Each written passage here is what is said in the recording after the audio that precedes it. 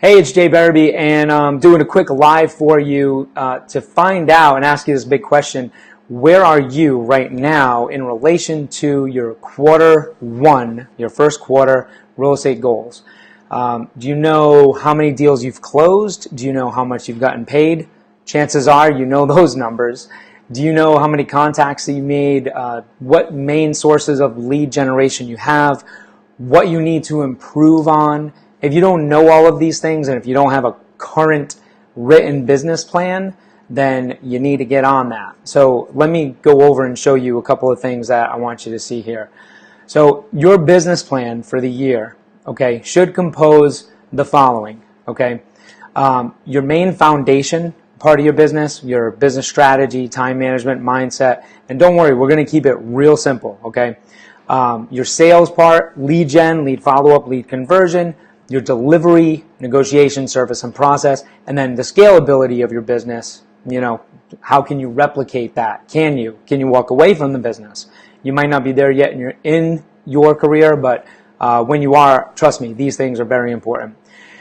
So the instructions here on how to fill these things out and what to do annually, quarterly, monthly, weekly, and daily for your business plan, okay? Set the time in your calendar, preset the times in your calendar to alert you once a year, once a quarter. So plug these into your calendar so you know when to touch upon and execute these.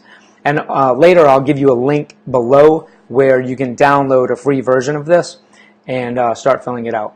And here's the overall view of what you're going to see. So number one, put your goal together. You can put your recap of 2018 if you have one, but if you don't, put your targets for the year. Jot them down here, okay? The sources of business that you plan on working, the three main sources of business for this year, and what those top three goals are.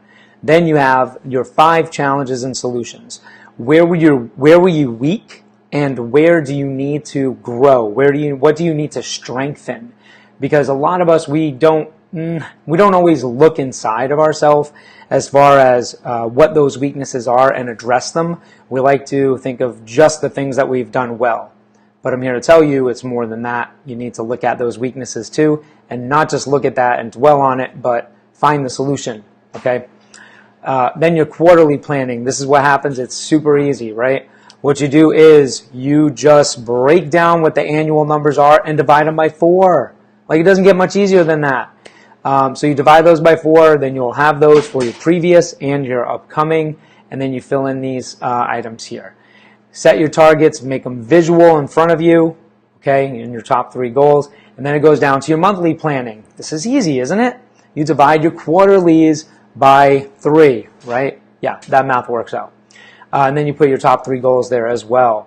And then you fill out for the month all of these things. And this is what that calendar looks like that I was telling you. The weekly planning, okay, monthly planning. This is inputting the things on your calendar. Then you do your weekly, which is you do this once a week, and it takes you 10 minutes. You jot down these goals, your previous week results. It keeps you on track. It keeps you on track, okay? And then your daily planning.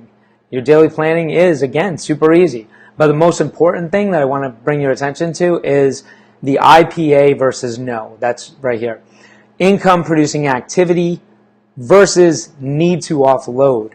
What are you doing in your business that is not bringing you the kind of revenue that you need? Okay? Like, if you're worth $72 an hour and you're doing like $10 an hour jobs, obviously, you need to get that out of the way, leverage that in whatever way possible so you can spend more time doing what you are awesome at and what you love, and that's selling homes.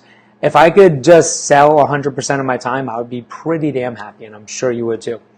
Then you get your schedule that you can jot down here as well, and this is the gist. So ask yourself, are you on track to hit your 2019 goals? Do you have 2019 goals written on paper? Here's an important stat I want you to know and leave with this. I interviewed Curtis Fenn with Red X the other day, and out of all of the agents making over $250,000 a year, when he interviewed thousands of agents over the years, they all have one thing in common. All of them. They have a written business plan. And then the average agent, okay, only 10% of them have a written business plan. So you can see how important it is. If you want to be a top producer, do what the top producers do, and go get them. I'll send you that link below, okay, to take you to this. All right, end.